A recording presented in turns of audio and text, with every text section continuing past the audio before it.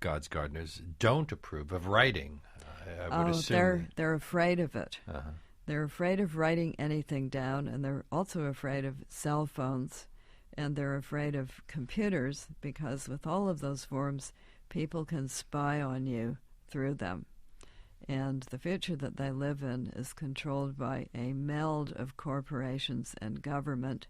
You just saw a step taken towards that when the government put a bunch of money into banks and automobile companies. So they want to live below the radar. They don't want to be accessible in that way. They call their leaders Adams and Eves because Yes. they draw a lot from Judeo-Christian stories, but they also believe in evolution. Yes, they feel that that is just a method.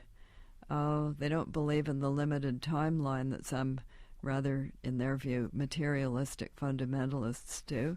So they feel that it's a long timeline, and that evolution is a method that God has used, and that part of his reason for doing that was so that human beings wouldn't get puffed up with undue pride. You are also living a relatively vegetarian life these days. I themed myself for the tour. You did that because you wrote the book, and you? No, I just felt that if I was going to do this tour, I ought to theme my own behavior to go along with it.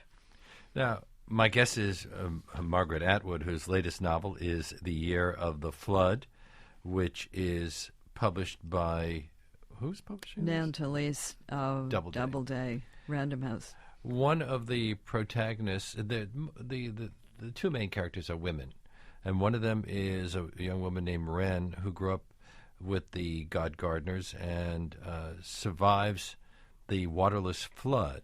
Well, this is a flood, the flood of the title, that is not a waterless flood, but I guess it tells us it's like Noah's flood, only without the water? God says after Noah's flood that he's not going to use water again.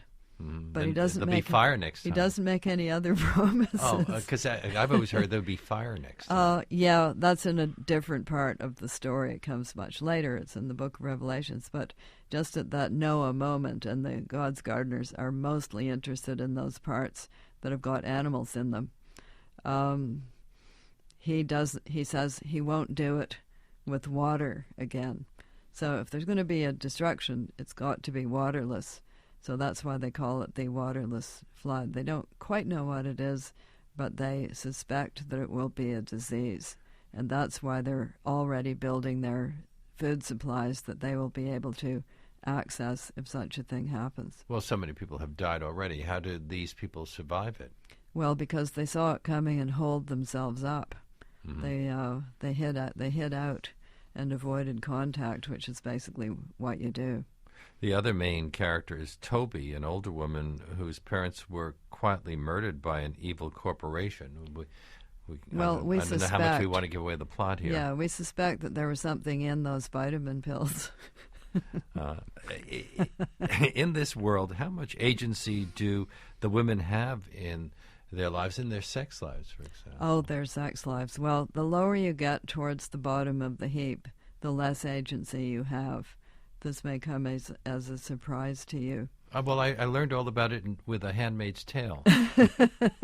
Well, that's very arranged in that society, and in this part of the future that we're in, it's pretty chaotic because we're in a part of society where public space has been abandoned by anybody like police or lawgivers. We're just at the ultimate extreme. We're at the place where nobody cares who you are. There also are most of the humans are humanoids, and they turn blue when they want to have sex. You mean once the people like us have been sadly diminished in numbers? Yes, the new improved version is minus a lot of the problems that we have. For instance, none of them will ever phone up any of the others on a Friday night and ask for a date and be told that the girl is washing her hair. First of all, they won't have phones.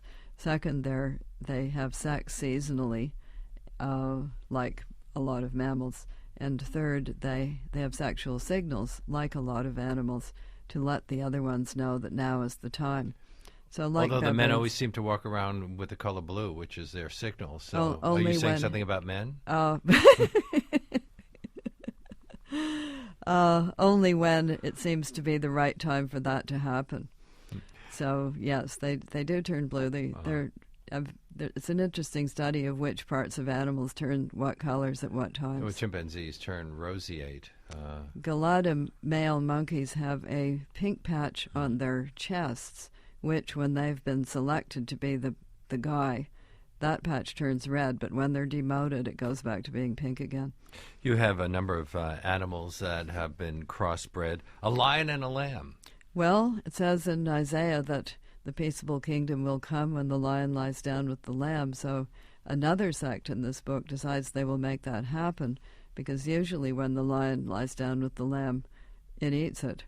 So they wanted to put them together into one animal to solve that problem, but unfortunately it did not turn out to be a vegetarian.